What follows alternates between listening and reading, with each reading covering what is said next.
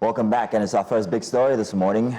This is where we break down the most impactful developments shaping our political landscape. And of course, today that's what we're doing. In Lagos State, a dramatic twist unfolded as a long-serving Speaker of the State House of Assembly, Honorable Mudashiru Obasa, was impeached in an emergency session by 32 lawmakers. Now, his ouster, amidst accusations of corruption, poor leadership, and insubordination, marks a systemic shift in Lagos politics. Now, Obasa, who had served as Speaker since 2015, was replaced by his deputy, Honorable Mojisola Meranda, making history as Lagos State's first female Speaker. This change comes amidst allegations of mismanagement, strained relationships with Governor Sanwo-Olu, and also growing ambition within the state's political structure. Interesting times. And so joining us this morning to unpack the implications of this political earthquake are two APC members from Lagos State Chapter. We have Honorable Niyi Raheem, is a House of Representative candidate and for Agege during the last election cycle, and he joins us here. Also, Honorable Fateema Mohammed Bashir, she's an APC stalwart from Ifako Ijaye. Gentleman and lady, thank you so much for joining us. Thank you so much for having us here this morning. Thank you for coming in so nice and early. And I wanted to start by asking you the very first question. So how do you feel now that it's Lagos State Speaker and she's female? I'm excited. Did we catch that reaction? Oh, yes, I'm excited. I'm so excited. Yeah, I'm excited because, you know, I say it all the time that Lagos is usually first in a lot of things, all right? And so the 35% affirmative action is in place, is working in Lagos. That's fantastic. So now I am convinced beyond every shadow of doubt that we're getting close to having the first female governor in Lagos. We're getting close to having first of everything from Lagos and in Lagos. So this is the attitude for me. I love it. I love the excitement, without a question of a doubt. But I'm sad that I am not sad. I'm just indifferent about how, you know, this emerged. Do you get what I mean? I wish that, you know, this emerged a completely different way, that the voters actually went in there and, you know, there was cast, and, you know, this was done in a way where it wasn't an impeachment for her to get in. Not saying that she's not deserving, because the thing about voter behavior and the voter pattern we've seen is that the inclusion of women in politics, whether at the state level, at local level, when it comes to the representatives, House and the Assembly, is that it's dwindling over time. Yes. So I just wish that this was voted in, and, you know, and she was, that's what I'm saying. Judith, I quite understand what you're saying. But the truth is, just like the Speaker, the former Speaker, was voted in by the electorate, she was voted in, by the electorate. Exactly. So whether she came in through, you know, the former Speaker being impeached, or she went in, the thing is, the electorate do not have the power to make who speaker and deputy speaker as the House. The processes with which she came in is perfect. Yeah. So that means it's perfect, no questions asked. So that means I wish that the next members then don't put a speaker as a deputy speaker as women. I hope that this will now, maybe with her tenure, they can now be able to say, okay, oh, there's a woman who's done this, we're appointing her to be speaker. Knowing who she is, she's very forthright, she's dogged, she's dedicated. So I know that they would voluntarily elect her again. Okay, but now let's refocus now. Let's refocus now to the impeachment of Honorable Obasa. It has taken many people by surprise. We all woke up one morning and we saw the news. It was shocking, breaking news. There was what's going on?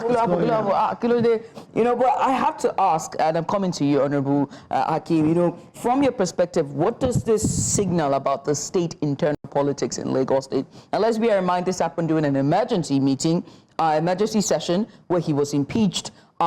A lot of people seem to be happy about, you know, or they seem to be satisfied by it. And it's such a unanimous move for him to just be removed immediately. And there's been questions about, you know, the state of Lagos State's politics, you know, your take.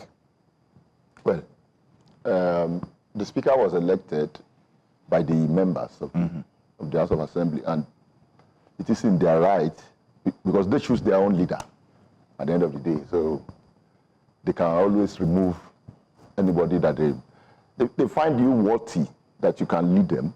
And when they find you unworthy, you have to quit the thing too. And let me ask you about this. They said Obasa faced serious allegations of corruption and poor leadership.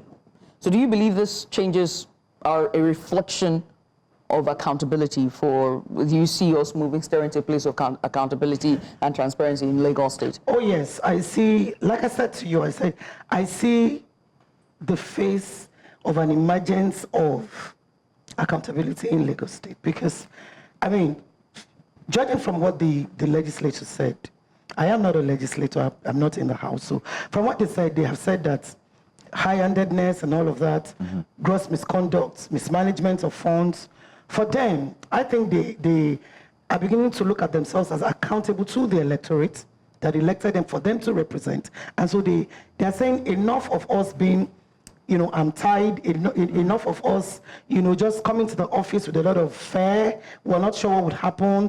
I mean, you have to be in the speaker's good books, like I heard, to be, one of the top people in the House. So if you're not in his good books, or you're not one of those supposedly loyal to him, and that's not what politics should be. Let's talk about this good book thing, because I've heard it many times when it comes to politics, especially when it comes to politics in Lagos. There's a certain good book everybody keeps that you have to be in. Let's talk about the relationship between him and the Governor Sanwo-Olu. We heard that there were strained relationships, whether over style of governance or disagreements over different things like that. I don't know whether the governor has a good book as well. I don't know how much of a factor this was or that it played regarding his impeachment. Honorable Niyi, this strained relationship, this good book factor, did it have any part to play in his impeachment? I will not necessarily say that. I think there were certain things that preceded his impeachment. And Obasa himself practically shot himself in the foot. When exactly? Why exactly? What instance was this? At the budget presentation by the governor, we heard allegedly, because I was not there, that he kept the governor waiting like 3 hours before he could even present his budget.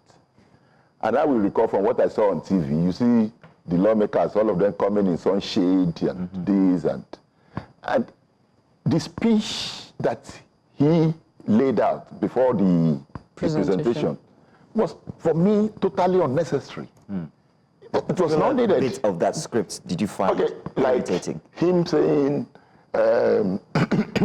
people are insinuating that he want to be the governor and this. It was not the forum for that. It was, I don't know. Misplaced. It was misplaced because, and that is always the thing that I said, leaders should put people around them that can look them straight in the eyes and speak truth to power. Like, look, this speech is not necessary. What it is? But a lot of leaders like that, they put people around them that will always say, yes, sir, yes, sir, yes, sir, and carry their bag. The speech was unnecessary. And that was what breaks the Kame's back. It's so, I mean, saying, well, nobody is not too young to run, and the people who have been governor before him, they are not better than him. So did it seem like as if he had a hint that there was such a thing that might be coming? No, I need to know, Honorable Fateema, do you think that he already had that hint? For you to be a politician, you would see signs. You would know that something is amiss. You might not particularly be able to, place your hand on what it is at that moment, but you will know that there's something not right. That is something not right in the House. And, I really would not say that he was impeached based on the fact that he was rude to the governor, or maybe based on the fact that he didn't have, a very rosy relationship with the governor. The thing is, I cannot ascertain that. I can't ascertain that.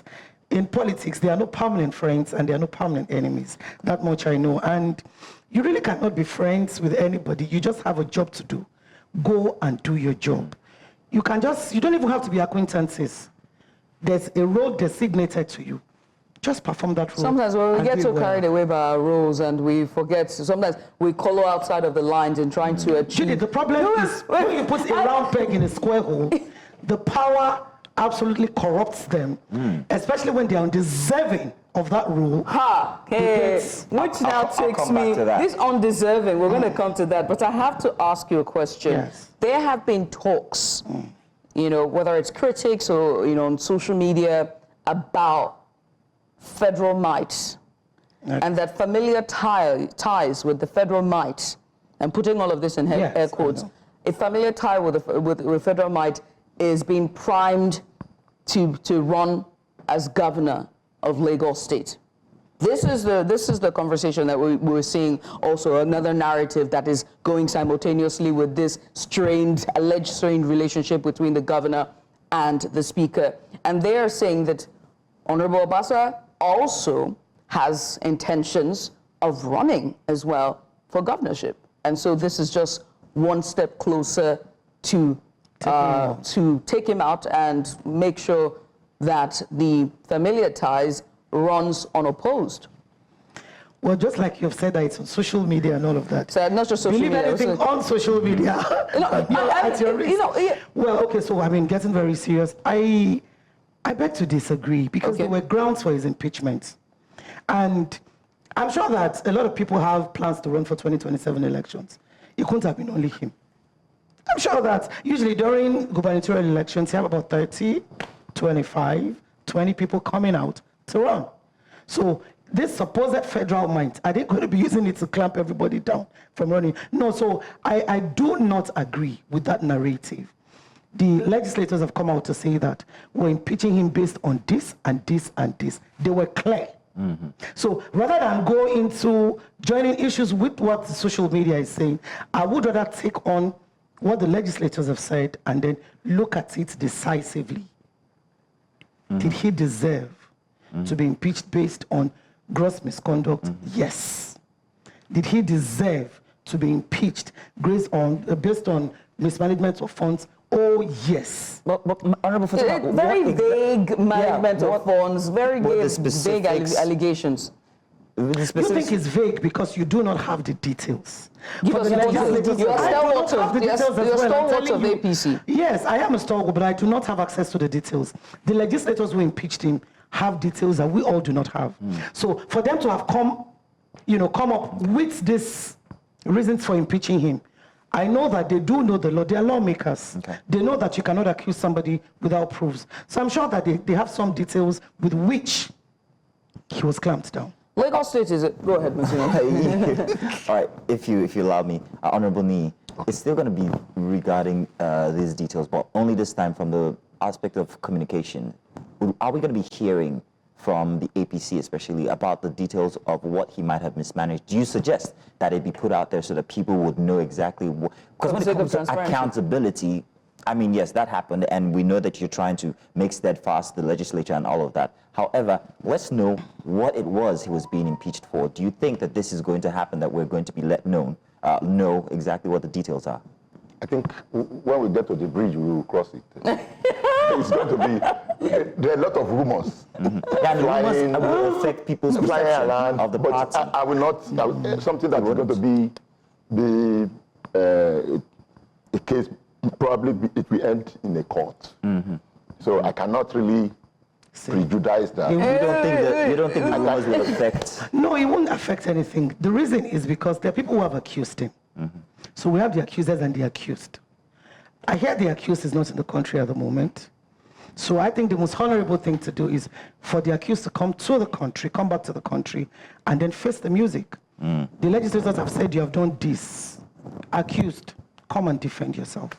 So it's in that instance that we would eventually get details of what has been accused. I have a twofold question. I know Matthew, our producer, is going to kill me, but so here's it. You said something. You said we should be careful in putting square pegs into a round hole. You said that, and then you said it was deservedly undeserving. It was undeserving of the role, and he deserved to be impeached. That's very strong statement. Well, it is a strong statement. What prompted that? Thank you very much. The reason why I said that... It's not twofold. Can you see, Matthew? Yes. The reason why I said that is that sometimes you look at people's antecedents. Who is this person? This person's personality. How has it fared? What are the things that he has done that has proven that, he's got integrity? That you can look at him and say, he's dignified enough to be able to handle the House. So then why make him a speaker then? Why then did we get him there? See, that's the thing. Politics is not your usual banking thing. It's not your usual medical practice thing. It's not. Politics is totally different. Politics is about governance. It's about service to the electorate, the common man. So you don't particularly have a choice. Sometimes when you have a lot of people and then you're looking at the person who is most outspoken, the person who sometimes is more violent, and then you just want to step back. This person is violent. This person seems like, oh, he has, held us somehow, the jugular by the jugular, and we don't seem to be able to do anything about it. If you look at it, he wasn't supposed to return as speaker. Everybody who contested with him for speakership, he ensured that their lives were practically almost shut down. That's detail we're looking for. It's detail. So I'm saying that But what did he do? oh my God, let's- he stifles them beyond measures. Okay. And that's the truth. Because, and you can get to speak to them. These people are, you would see that some of them have started speaking up. Names. They're coming into Names. I'm not going to help you to call the names here. Names. But just like you talked about social media, you would go back to social media and then you see a lot of them. So that means there's some So you certain can- level of truth on social media. Is that what you're saying? Well, some level of truth. So you cannot invite them personally to come, because I'm not their spokesperson. You can invite them personally to come and say, tell us your experience. Let me come to you, Honorable Niyi. Working with Honorable Now, we Mudashiru have Obasa. Honorable Mojisola Meranda now as the speaker. You're still excited. What challenges do you see her facing as she begins to take on this role as speaker? Do you think her position as the first female speaker would it be easier? Would it be harder? What challenges? I think she has the support of the GAC. She has the support of the members that voted her in. So I think it should be, but she should just be aware of the pitfall. Watch out. for What are these pitfalls? It's like getting a little bit overconfident. Okay. And thinking, like Obasa was there, people don't really realize what really happened. Like 24 years now. He was voted in 6 times as member. And, we are a human being.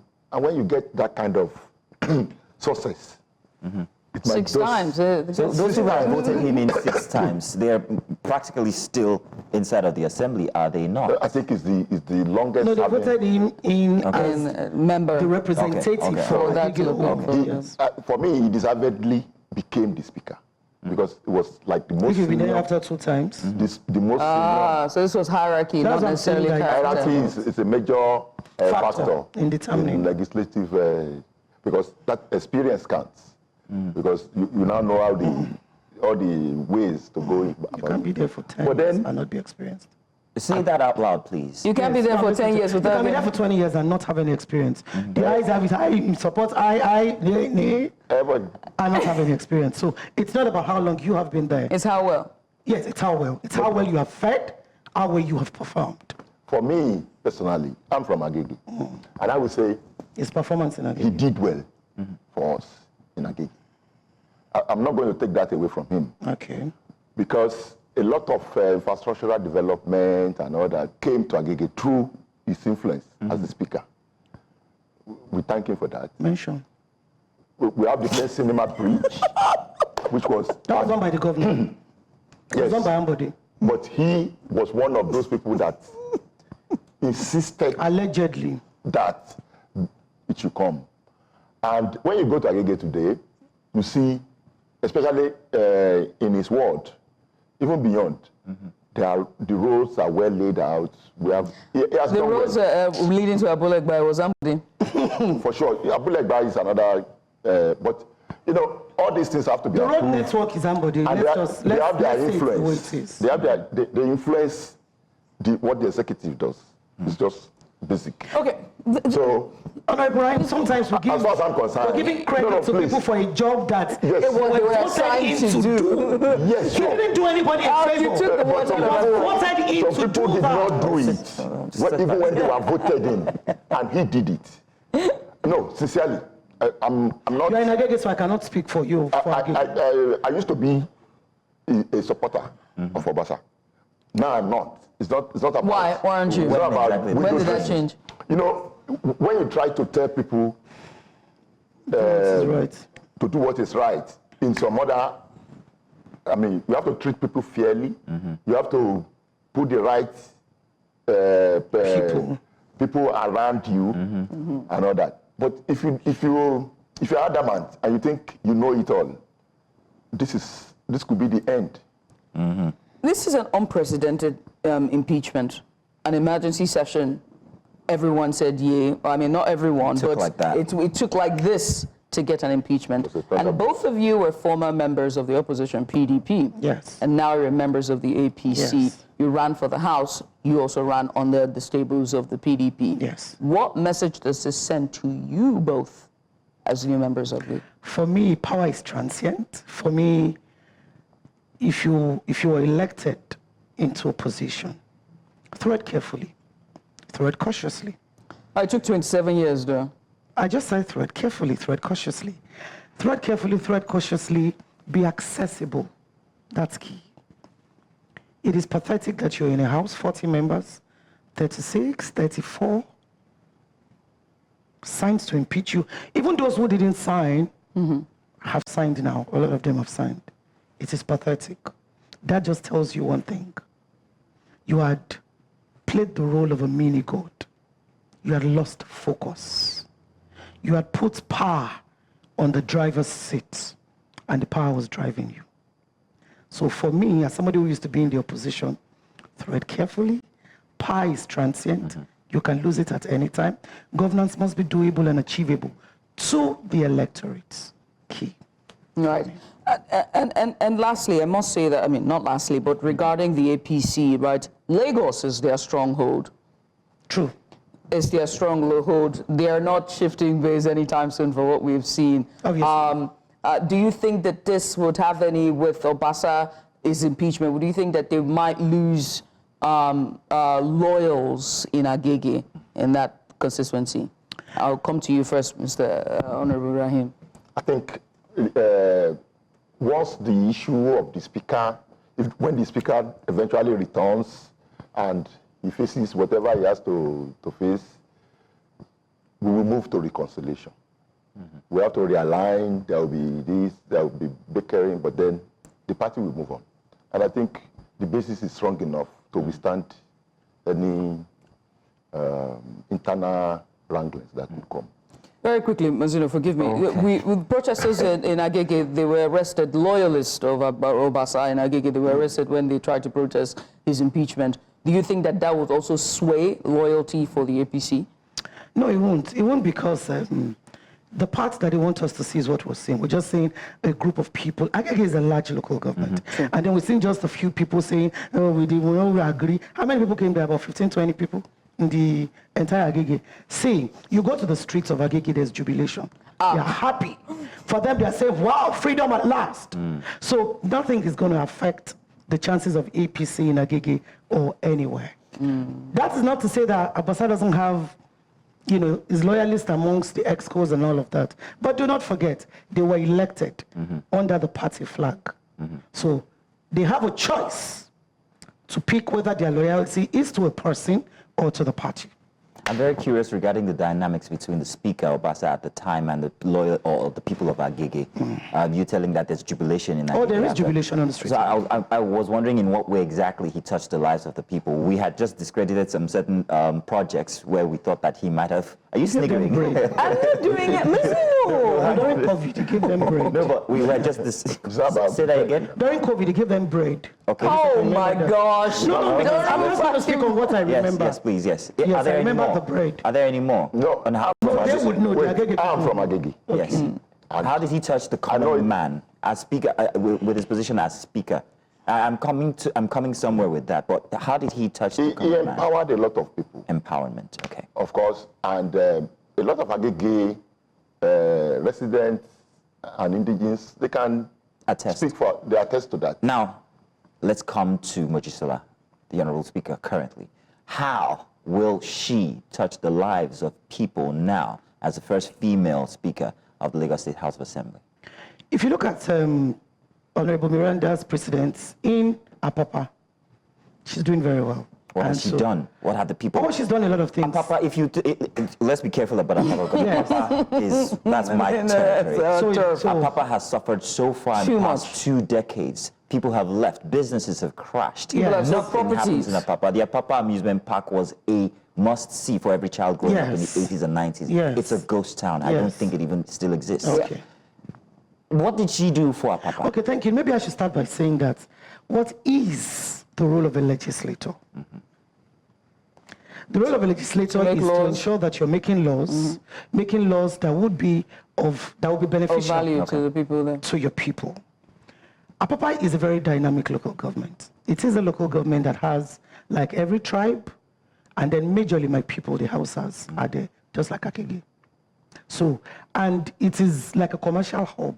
It is a commercial hub. It is a commercial hub. It is So, the commercial hub. yes, it's the commercial. So when Yes, you're dealing with places like that, sometimes you'll be working so hard, to try to, this is the laws I'm trying to enact, and sometimes they're not even agreeing with you in the house, and they say, is he only a papa? Is he only this? Is he only that? But Mojisola, as a person, to her constituents, there are a lot of projects that she has done. What are they? Okay, I know that there was one time she sung boreholes. That might not be a big deal to you. Oh, it is for people, definitely. Yes, it is for water people. is essential. Water is essential. But that's why when I was asking my brother, name some of the things you said he has done, because for me, I have only just contested, as a candidate, and I have sunk 23 boreholes in Ifako. So if you tell me the legislator does a thing like that, it's not a big deal to me. But for her, she has been able to, I know she has some children on scholarship. That's for me, is beautiful, because ensuring that you're sustaining education and letting every child have an opportunity to be educated is perfect. So to me. now, as speaker, Yes. do you see more for Apapa? Oh, And yes, I see more. Because I say Apapa specifically because, Yes. whether you like it or not, that is what brings Charity in the begins at GDP home. for Nigeria. Yeah. Whether you like it in some sort of way. Apapa carries Nigeria. And this is the first time that Papa is in the limelight. Exactly. Yes. So, what would she do, stemming from her past experience or her past endeavors, that Like I've Lagos said to can you, benefit from? Honorable Meranda is a dogged politician. She's a grassroots politician. She's not an elitist politician. That's where her root is from. So I trust that right now she would be meeting with stakeholders. She is meeting with stakeholders from Apapa, telling her, well, this is what we want you to do. This is how to go about it. And I know that in the coming, weeks, she would be going around to look at the companies where, well, as this company is helping us to increase, this is what you can help us do. This is what you can help us do. So I see her doing a lot of consultations. Okay. I know she's up to the task. Lady and gentlemen, I want to say thank you so much for coming on. Thank you for an listen, exciting my start to brain the show. have been circling around Agege and bread. I just can't help it, like bringing bread to No, but that was what Agege, happened. the center That's what of they gave them. Agege bread. That's get it. it. You don't see the links? You don't get it. Okay. Yes, he had to give them bread because Agege bread has been a lifesaver from Oh. 1906. I'm no, once they let it go. APC stalwart for Ifako Ajayi, none other than Honorable Fateema Mohammed Bashir, and also to my right here is Honorable Niyi Raheem, is a APC member as well, and also a House of Representative candidate for Agege. Gentlemen and lady, thank you so much for Thank you coming very on. much. Thank you so That much. was exciting. Thanks for having us. This is